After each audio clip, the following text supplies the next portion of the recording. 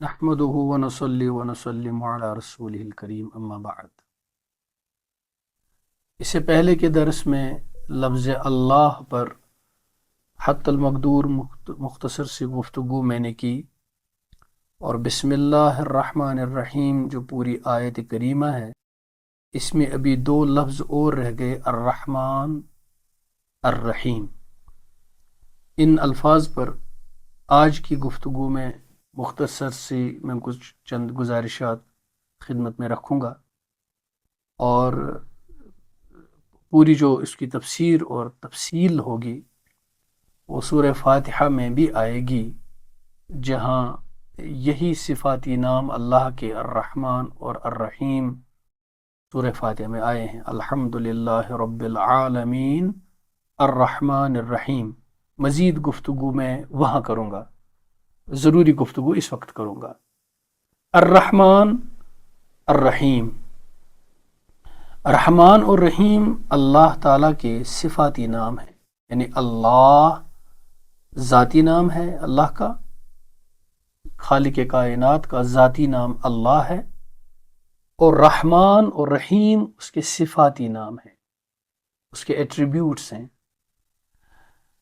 تو جس طرح یہ پاک نام اللہ کے بار بار قرآن مجید میں آتے ہیں، اس طرح سے یہ ظاہر ہوتا ہے کہ اللہ تعالیٰ کو اپنے یہ دو صفاتی نام رحمان اور رحیم بہت محبوب ہیں، اور اللہ تعالیٰ کا جو ہم کہیں گے انگریزی میں نیچر آف ڈیوینٹی جو ہے، خود اللہ تعالیٰ کی جو اصل فطرت، اگر میں یہ لفظ استعمال کروں تو وہ رحم ہے بنیادی طور پر، جیسے حدیث پاک میں کہا گیا ہے کہ اللہ نے فرمایا کہ ان رحمتی وسعت غضبی، اور ایک جگہ ان رحمتی سبقت اعلی غضبی۔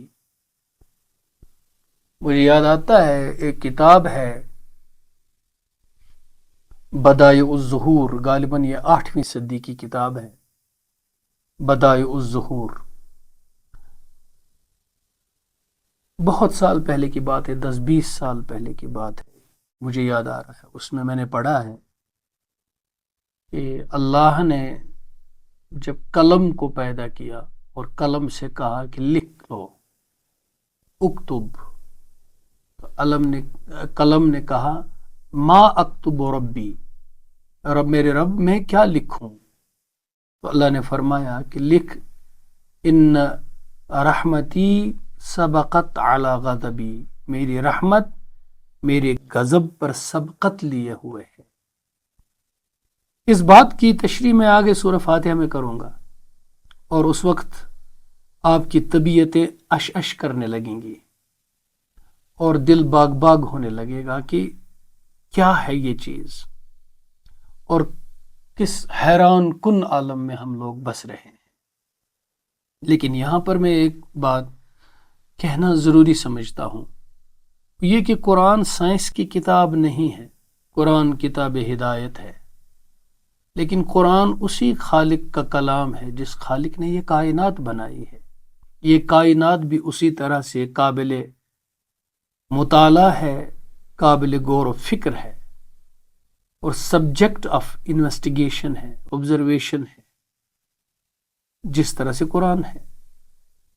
قرآن سے اللہ کی معرفت ملے گی، کائنات سے ملے گی معرفت۔ میں نے اس کا تذکرہ اپنی کشمیری زبان کے دروس میں کیا ہے تفصیل کے ساتھ، یا وہاں یا جہاں میں کانٹمپریری ایتھیزم اور میٹیریلزم کی جو پوری تاریخ ہے، غالباً اسی میں نے یہ بیان کیا ہے کہ ہم مطالعہ کائنات کیسے کریں، کیوں کریں، کس مقصد کے لیے کریں۔ خیر، تو عرض میں یہ کر رہا ہوں کہ قرآن مجید اسی تاریخ کی، سائنس کی، ریاضی کی کتاب نہیں ہے۔ یہ ساری باتیں جو وہاں ضمناً آئی ہیں، یہ بھی اسی لیے آئی ہیں کہ انسان ان میں غور و فکر کر کے ہدایت حاصل کرے۔ آج کل کے زمانے میں سائنس ہی سب سے بڑی چیز بن گئی ہے، اس کو مونوپلائز کیا گیا ہے، ایکسپلائٹ کیا گیا ہے، ہائی جیک کیا گیا ہے، تاکہ لوگ اپنا الحاد، اپنی مادیت اور اپنی خدا بیزاری، اپنی لادینیت کو ثابت کرنے کے لیے سائنس کا غلط استعمال کریں، یا جھوٹی باتیں بتا کر کے ان کا نام سائنس رکھا جائے۔ اس لیے یہ ضرورت پڑتی ہے قرآن مجید کی سائنسی انداز کی ایسی تشریح کی جائے جو قرآن مجید سے سائنس کو ثابت کرنے کی کاوش نہیں ہوگی، بلکہ سائنسی نقطۂ نگاہ سے قرآن مجید پر اور کائنات پر ان میں ایک ہم آہنگی پیدا کی جائے، اور یہ بتانے کی اور دکھانے کی اور سمجھانے کی، سمجھنے کی کوشش کی جائے کہ جب ہم اس غور و فکر والے نقطۂ نظر سے کائنات کو دیکھتے ہیں جسے ہم سائنس کہتے ہیں، اور جو اصلی سائنس ہے، اسی غور و فکر سے جب ہم قرآن مجید کو دیکھتے ہیں، اس کو اپروچ کرتے ہیں، تو ہمیں ایک ہم آہنگی پیدا نظر آتی ہے، ہمیں کوئی کنٹرڈکشن نظر نہیں آتا ہے قرآن میں اور کائنات میں، سائنس میں اور مذہب میں، کوئی کنٹرڈکشن۔ یہ پیدا کیا ہوا ہے، یہ دکھایا جا رہا ہے، ایک ایسی چیز جو وجود میں نہیں آتی، یعنی سحر انگیز چیز ہے، نظر کا دھوکہ ہے۔ ہم کو یہ بتایا جاتا ہے کہ مذہب اور سائنس کا آپس میں ٹکراؤ ہے، اسی چیز کو پیش نظر رکھتے ہوئے میں یہ کوشش کر رہا ہوں۔ تو دیکھیے، رحمان اور رحیم جو اللہ کی صفات ہیں، ان کا مادہ جو ہے، روٹ ورڈ، وہ رحم ہے، اور عجیب بات یہ ہے کہ اس رحم کا تعلق ماں کے ساتھ بہت زیادہ ہے۔ بچہ ماں کے رحم میں ہی ٹھہرتا ہے، جہاں بچے کا مستقر ہے، بچہ جہاں ٹھہرتا ہے ماں کے پیٹ میں، اس کو بھی رحم ہی بولتے ہیں۔ تو ماں کے ساتھ اس رحم کا بہت تعلق، اور آپ دیکھتے ہیں کہ ماں اپنے بچوں کے لیے کتنی محبوب ہوتی ہے۔ وہ سانپ جو سب کو ڈستا ہے، اپنے بچوں سے کس طرح ان کو جنم دینے کے بعد ان کے ساتھ پیش آتا ہے۔ وہ حیوانات جو چیر پھاڑ کرنے والے ہیں اور شکار کا گوشت چیرتے ہیں، پھاڑتے ہیں، اس کو کاٹتے ہیں، اس کو کھاتے ہیں، اپنے بچوں کے ساتھ کتنا رحم کرتے ہیں۔ وہ پرندے جو خود اپنے دانے دانے کے لیے محتاج ہوتے ہیں، وہ جہاں ان کو دانہ ملے، کیڑا ملے، مکوڑا ملے، وہ کیسے اپنے بچوں کے منہ میں اس کو ڈالتے ہیں، اور سارا دن صبح سے شام تک وہی کام کرتے رہتے ہیں، جاتے ہیں اور اپنی چونچ میں کھانے کی چیز لاتے ہیں اور اپنے بچوں کے منہ میں ڈالتے ہیں۔ کس طرح سے ان کو پروان چڑھاتے ہیں۔ وہ شیر، وہ کتے، وہ بلیاں جن کے اندر درندگی ہے، لیکن اپنے بچوں کے ساتھ وہ ماں کس طرح کا رحم کا وہ مظاہرہ کرتی ہے، تو یہ اس کے اندر یہ رحم ڈالنے والا ہی رحمان و رحیم ہے۔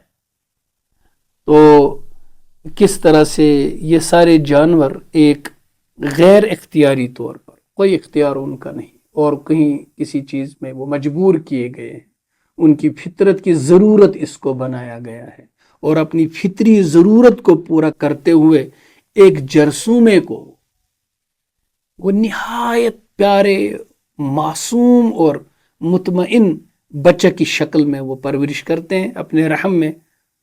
لیکن جو اللہ تعالی رحمان ہے، سورس ہے اس رحم کا، جہاں سے یہ رحم آتا ہے، تو اور اس کے رحم کے سامنے ماں کے رحم کی اور ماں کی شفقت کی تو کوئی مثال ہی نہیں ہے، کوئی مناسبت ہی نہیں ہے۔ کہا گیا کہ اللہ ہر اپنے بندے کو 70 ماؤں سے بھی زیادہ محبوب رکھتا ہے۔ تو یہ جو کہا جاتا ہے کہ God is love، جیسے عیسائیت میں بھی کہا گیا ہے کہ God is love، لیکن یہاں جو قرآن مجید کی پہلی ہی آیت الرحمن الرحیم بتاتی ہے، وہ یہ بتاتی ہے کہ بھئی اللہ تعالیٰ جو رحمان و رحیم ہے، وہ جو کہا جاتا ہے کہ خدا محبت ہے، وہ محبت اس رحم کے سمندر کا ایک قطرہ ہے۔ وہ جو گاڈ از لو کہا جاتا ہے، وہ لو جو ہے ڈیوائن لو، وہ اس ڈیوائن کمپیشن جو ہے، رحم جو ہے خدا کا رحم، اس رحم کا ایک قطرہ ہے محبت۔ وہ رحم سے ہی نکلی ہے محبت ہوگی نہیں اگر رحم نہیں ہوگا۔ تو اصل چیز تو رحمت ہے، رحم ہے، رحم سے ہی عدل بھی نکلا ہے۔ کائنات میں جو توازن اللہ نے پیدا کیا ہے، بیلنس پیدا کیا ہے اور نظام پیدا کیا ہے، اس کو آپ جوڑتے ہیں محبت سے، اور وہ محبت نکلا ہے رحم سے۔ تو الٹیمیٹ جو خزانہ ہے، جو سمندر ہے، جو اوریجن ہے، وہ رحم ہے۔ اس لیے قرآن مجید نے جو شروع میں ہی اللہ کی صفات رحمان و رحیم بتایا، اس سے یہ پتہ چلتا ہے کہ وہ جو پیش کیا جاتا ہے کہ اسلام کے نزدیک، قرآن کے نزدیک خدا نعوذ باللہ ایک ظالم وجود ہے، جس کے پاس صرف آگ ہی آگ ہے، جہنم ہی جہنم ہے، سزا ہی سزا ہے، ایسا بالکل بھی نہیں ہے۔ پہلی آیت میں جو اللہ خالق کائنات اپنا تعارف اپنے صفات سے کراتا ہے، وہ اپنے کو رحمان بتاتا ہے، رحیم بتاتا ہے۔ اور تم جو بتاتے ہو کہ خدا محبت ہے، وہ خدا محبت ہونا ایک تم ایک قطرے کو بھی ظاہر نہیں کر پاتے ہو، اور رحمان و رحیم ہونا ایک ناپیدا کنار سمندر ہے، تو جس کا کوئی کنارہ نہیں۔ تو اس لیے اس کی رحمت نے تمام کائنات کا احاطہ کیا ہے، اور اس کی رحمت اس کے غضب پر غالب ہے۔ تو اگر آپ صوتی انداز سے بھی دیکھیں گے، رحمان اس میں ایک اٹھان ہے، یہ اصل میں منبع رحمت ہے، اور رحیم اس میں اتنی اٹھان نہیں ہے، یہ اس میں ایک وسعت ہے، ایک تسلسل ہے۔ تو اسی لیے کہا گیا ہے کہ ایک ہے کہ رحمت وسیع ہو لیکن سب کے لیے نہ ہو، ایک ہے یہ کہ رحمت سب کے لیے ہو لیکن مستقل نہ ہو، ختم ہونے والی ہو۔ وہ چیزیں تو بندے کے لیے ہو سکتی ہیں، اس رحمان ایک ایسی چیز ہے جو رحمت کبھی ختم نہیں ہوگی، یہ ختم ہونے والی نہیں ہے۔ تو اس لحاظ سے یہ کہا جاتا ہے کہ رحمان تو صرف اللہ کی صفت ہے، اور رحیم ایک مختصر زندگی میں ایک بندہ دوسرے بندے کے لیے بھی رحم کا ذریعہ بنتا ہے۔ جیسے میں نے ابھی ماں کا ذکر کیا ہے، تو رحیم بندوں کے لیے بھی استعمال ہو سکتا ہے، جیسے رسول اکرم صلی اللہ علیہ وسلم کے لیے رؤوف الرحیم استعمال ہوا ہے قرآن میں، اور رؤوف الرحمان استعمال نہیں ہوا ہے۔ تو رحمان صرف اللہ کی صفت ہے، اور رحیم غیر اللہ کی صفت بھی ہے۔ اس لیے بندوں میں سے کسی کا رحمان نام رکھنا اسلام کے نزدیک جائز نہیں ہے، یہ ناجائز ہے۔ تو اس لیے اگر کسی کا نام عبد الرحمن ہے تو اس کو عبد الرحمن ہی کہنا جائز ہے، رحمان کہنا جائز نہیں ہے، بجائے اس کے جس کا نام عبد الرحیم ہے اس کو عبد الرحیم بھی کہہ سکتے ہیں اور رحیم بھی کہہ سکتے ہیں، وہاں کوئی مسئلہ کھڑا نہیں ہوتا ہے۔ تو اس لیے اللہ تعالیٰ کی جو رحمت ہے یہ تمام ڈائمنشنز کا احاطہ کیے ہوئے ہے، اور اللہ تعالیٰ کا جو تعارف ہے یہ ذمہ داری ہے ہم سب کی کہ ہم نے اپنے بچوں کو اور آس پاس کے پورے رہنے والوں کو یہ تعارف کرائیں کہ اصل میں اللہ کیا کون ہے، اور اللہ میں یہ ساری چیزیں چھپی ہیں، اور یہ دراصل میں انسان کے جو زندگی ہے اور انسان کا جو وجود ہے یہ اس کے ادوار کو دراصل بیان کرتا ہے۔ انسانی زندگی میں مختلف ادوار ہوتے ہیں، جن ادوار سے زندگی گزرتی ہے، اور ان ادوار میں انسان محتاج ہے اپنے خالق کا، اور اس احتیاج اور محتاجی کا بیان کر کے اس کی ضرورتوں کو کس طرح سے تکفل ہوتا ہے، بس اس کو اللہ تعالیٰ اس طرح سے بیان فرماتے ہیں۔ مثلا ابتدا کے لیے جو یہ تین نام یعنی اللہ، رحمان اور رحیم جو اللہ نے قرآن کی اس آیت میں خاص فرمایا، یہ جیسے میں نے عرض کیا یہ تینوں حالتیں انسان پر گزرتی ہیں جب وہ عدم سے نکلتا ہے اور وجود میں آتا ہے وہ انسان۔ ایک یہ حالت اس کی ہے جب وہ تھا نہیں پھر وہ وجود میں آیا، ایک حالت اس کی یہ ہوئی۔ اس کی دوسری حالت اس وجود میں وہ باقی رہا، اور اس کی تیسری حالت اس دنیا کے اس زندگی کے ختم ہونے کے بعد اس نے جو کچھ اس وجود میں کیا اس پر اجر و ثواب کا یا عتاب و عذاب کا مرتب ہونا۔ تو تین حالتیں ہوئیں۔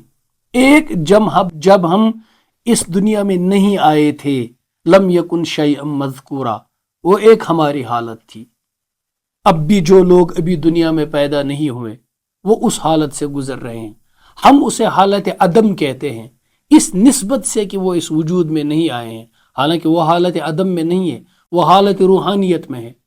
لیکن اس روحانیت وجود سے پہلے بھی ایک چیز تھی جب ہم عدم میں تھے، تب ہم تھے ہی نہیں، پھر اللہ نے ایک روحانی وجود بخشا، اس کے بعد یہ جسمانی وجود بخشا۔ تو عدم سے اسے اب ہم نسبت سے عدم ہی کہتے ہیں۔ ماں کے پیٹ میں آئے تو اس دنیا میں آئے تو یہ دوسری حالت ہوئی، یہاں سے جانے کے بعد ہماری ایک اور حالت ہوگی، وہ موت کے بعد کی حالت ہوگی۔ تو یہ جو تین حالتیں ہوئی ہیں، بس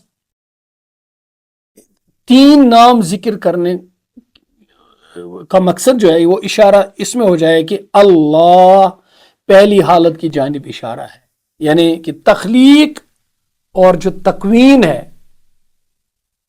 یہ تخلیق یہ خداوند تعالیٰ کی بارگاہ یا اللہ تعالیٰ کی بارگاہ کے ساتھ اس کا تعلق ہے، اور لفظ رحمان جو ہے یہ اس دوسری حالت کے ساتھ تعلق ہے، یعنی اللہ وجود بخشنے والا، اس کے ساتھ اللہ کو تعلق ہے، اور رحمان اس وجود کو باقی رکھنے والا۔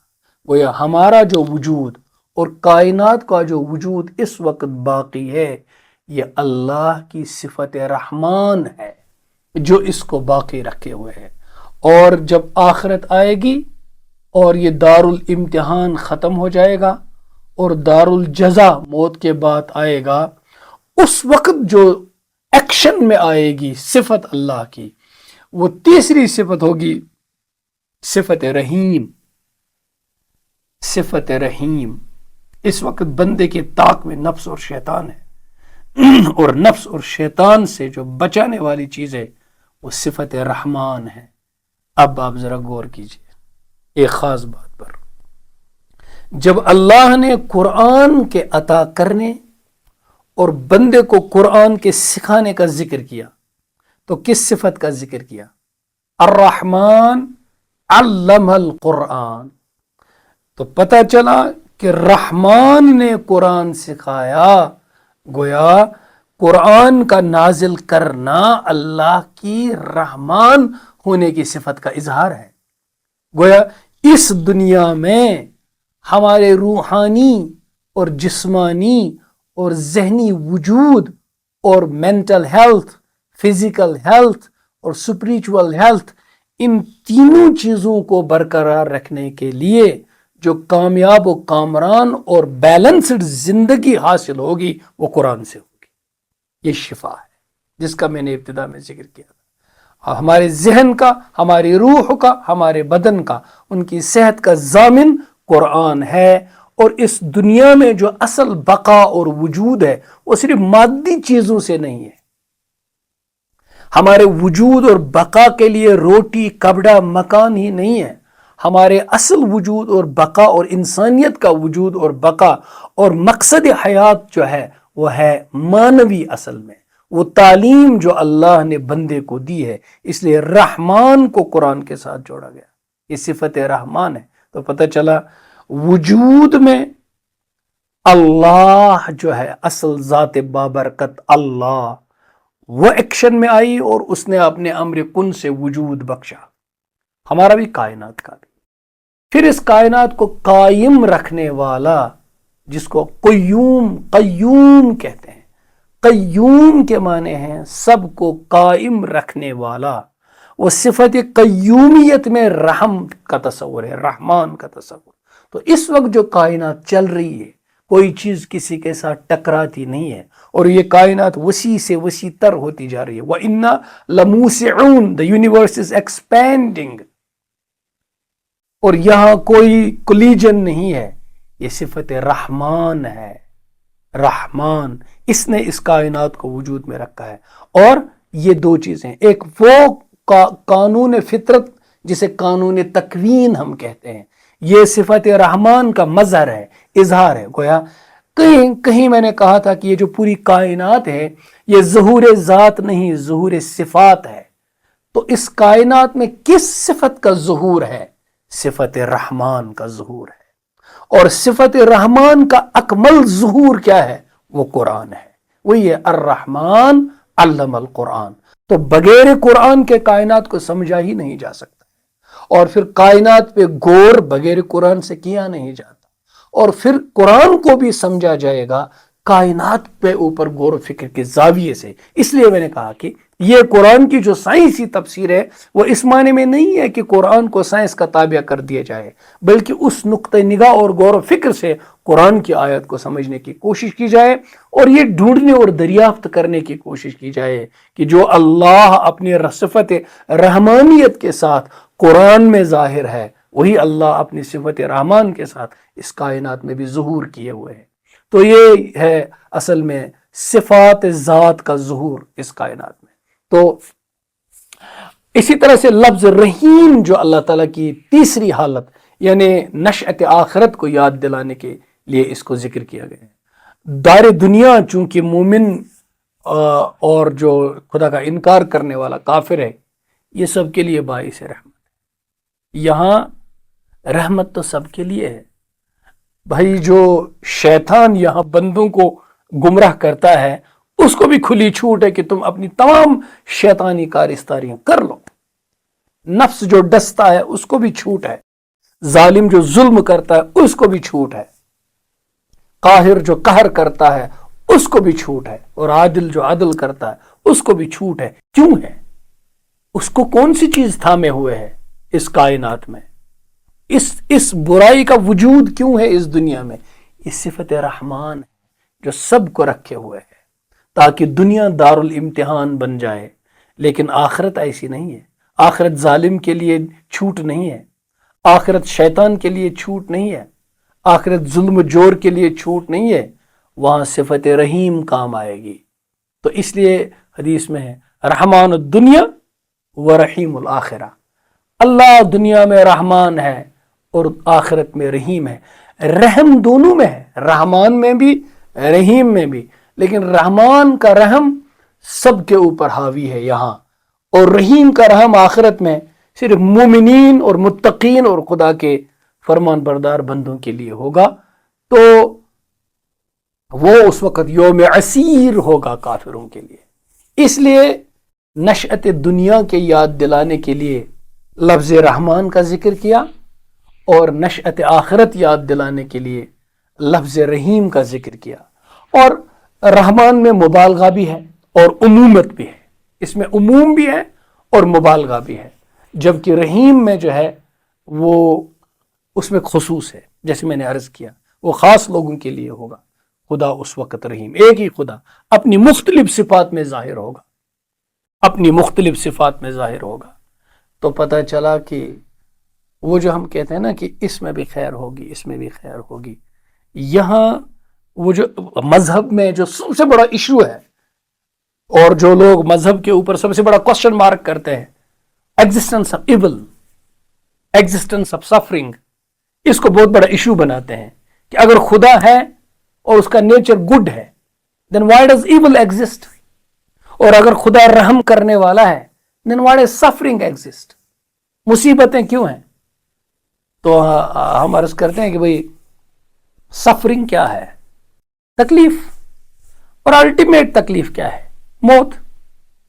تو پھر جب تم سفرنگ کے وجود کو ماننے کے لیے تیار نہیں ہو کہ it exist simultaneously with the existence of Allah, یعنی آپ مانتے نہیں ہو کہ اگر اللہ کا وجود ہے تو پھر سفرنگ نہیں ہونی چاہیے، اور اگر سفرنگ ہے پھر خدا نہیں ہے رحمان اور رحیم۔ جو آپ دیکھیے ایتھیسٹس کے ڈیبیٹس کو، یہی بات وہ اکثر کہتے ہیں۔ تو ہم ان سے عرض کرتے ہیں کہ الٹیمیٹ سفرنگ کیا ہے؟ پھر ڈیتھ کے اوپر کوئی سفرنگ ہے ہی نہیں، تو پورے کائنات کے نظام کے دیکھ کر کے بتاؤ ڈیتھ ایول ہے؟ ڈیتھ کا ہونا ایول ہے؟ اگر پوری کائنات کو دیکھو گے موت کا ہونا ہی رحم ہے، اور اگر موت نہ ہوتی تو نظام کائنات ہی نہ ہوتا۔ تو اگر آپ اس کے وجود کو تسلیم کرتے ہو تو نیچے جتنی سفرنگز ہیں ان کا زاویہ نگاہ تم بدل دو۔ تم جسے ایول کہتے ہو وہ ایول ہے نہیں۔ ایک درخت آپ رکھتے ہو باغ میں، اور اس درخت کو یہ درخت پھلے اور پھولے، اور آپ کی عقل میں بھی یہ آتا ہے کہ اس کی شاخ تراشی کرتے ہیں، اس کی شاخیں کاٹ کر کے آپ دیکھتے ہیں جب موسم بہار آتی ہے تو درخت پھلتا اور پھولتا ہے۔ اگر آپ اس کو ایسے ہی چھوڑ دیں تو ایک گھنا جھاڑی دار جنگل بنے گا، اس کے پھل پھول نہیں آئیں گے۔ تو اس طرح سے جس کو شاخ کو کاٹتے وقت اس کو آپ نے ایول سوچا تھا، لیکن جب باغ لہلہایا تو آپ نے اس ایول کو ایول نہیں دیکھا، وہ گڈ تھا۔ اللہ پوری کائنات کے اندر جن چیزوں کو کرتا ہے اس کے پورے نظام قدرت کے زاویے سے اس کو جب دیکھیں گے آپ، تو جو آپ کو ایول دکھائی دیتا ہے وہ ایول ہے نہیں۔ دنیا دار الامتحان ہے۔ اسی چیز کو پہچاننا اللہ کی معرفت کہلاتا ہے۔ تو یہ رحمان اور رحیم والی جو چیزیں میں نے عرض کی، اس کا مزید تفصیل میں انشاءاللہ سورہ فاتحہ میں ذرا تفصیل کے ساتھ عرض کروں گا۔ اس وقت کی گفتگو میں بس اتنا ہی۔ وصلی اللہ وسلم وبارک علی نبینا محمد وعلی آلہ وصحبہ۔